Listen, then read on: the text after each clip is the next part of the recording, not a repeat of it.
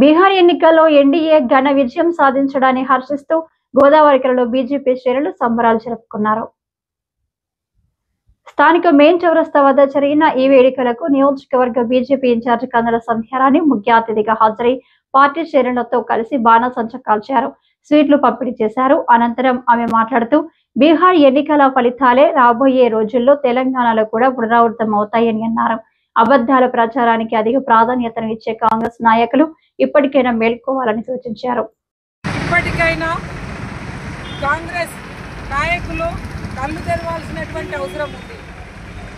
ఇవాళ బాపును చూసి బల్బ్ అనుకునేటువంటి పద్ధతి లోపల ఇవాళ కేవలం అబద్ధాలను మాత్రమే నమ్ముకొని ఎన్నికలలో పోయేటువంటి సంస్కృతి ఏదైతే కాంగ్రెస్కు ఉన్నదో తప్పకుండా అది మార్చుకోవాల్సినటువంటి అవసరం ఉన్నదని చెప్పి సందర్భంగా తెలియజేస్తూ ఇవాళ బీహార్లో వచ్చినటువంటి రిజల్టే రేపు 2028, 29 ఎన్నికలలో తెలంగాణలో 100% వస్తుంది.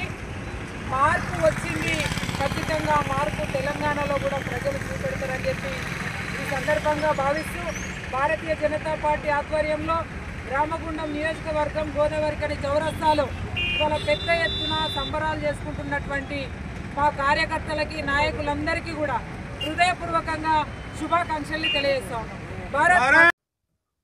బీజేపీ జనగామ మండల అధ్యక్షులు గుండబోయిన భూమయ్య, లక్ష్మీనగర్ మండల అధ్యక్షుడు అపర్ణ ఆధ్వర్యంలో జరిగిన ఈ కార్యక్రమంలో పార్టీ నాయకులు ముస్కల భాస్కర్ రెడ్డి, పిడుగు కృష్ణ, కోడేరి రమేష్, మచ్చ విశ్వాస్, అందరాజ్ కుమార్, పంగరవి, రాకేష్, వీరేశం, మహేష్, చిరంజీవి, రంజిత్, శివకుమార్, మహేందర్ తదితరులు పాల్గొన్నారు.